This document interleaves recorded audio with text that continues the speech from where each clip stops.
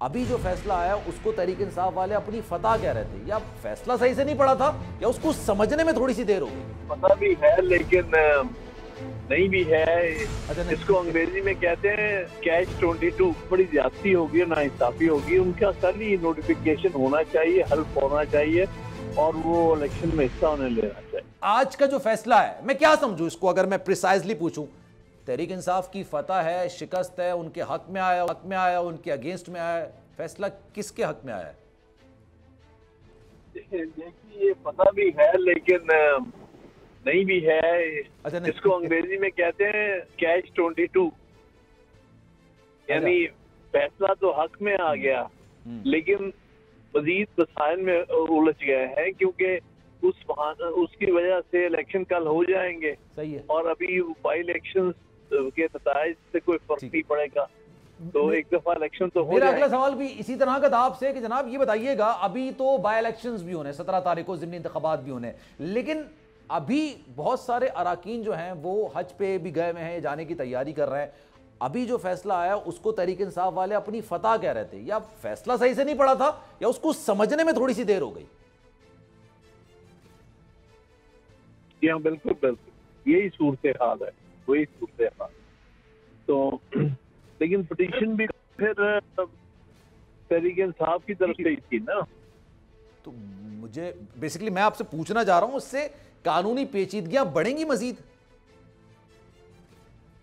बढ़ सकती हैं और नहीं भी बढ़ सकती। अब ये सुप्रीम कोर्ट जा रहे हैं, अगर सुप्रीम कोर्ट इंटरफेयर करेगी तो फिर कुछ मामला तय होंगे, वरना तो कल इलेक्शन होने जा रहा है। अभी अगर मैं इस फैसले से अखज़ करूं तो जनाब ये बात है कि 25 अराकीन को निकाल दिया जाए जिन्होंने हमजा शहबाज को वोट दिया था, जनाब वो तो डीसीट हो गए। उसके बाद ये मामला उस वक्त तक चलेगा जब कोई नया वजीर आला नहीं आ जाता। एम आई राइट सर, ऐसा ही है?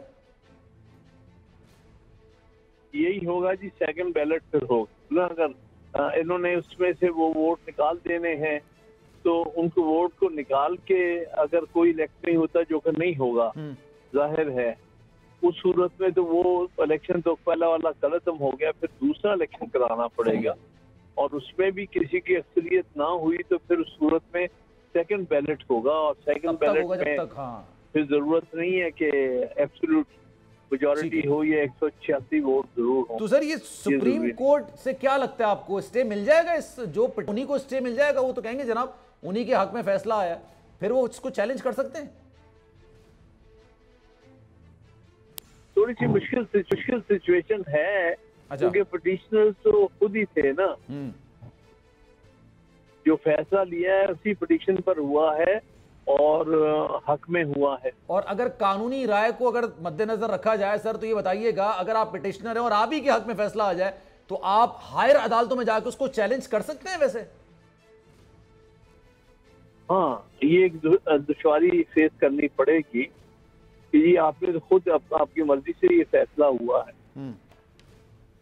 अब उसमें सिर्फ बहस रह कि जो अल्टीमेटली ग्रांट किया है वो पूरी तरह से वो नहीं है जिसकी प्रेस। और एक और मामला भी तो है ना सर, 5 अराकीन के हवाले से जो इलेक्शन कमीशन को अहकाम दिए गए थे कि आप इनका नोटिफिकेशन जारी करें, वो नोटिफिकेशन अभी तक जारी नहीं हुआ है लेकिन इलेक्शंस कल हो रहा है। तो इसमें कोई एक ऐसी चीज निकल कर आ सकती है जिसको चैलेंज किया जा सके?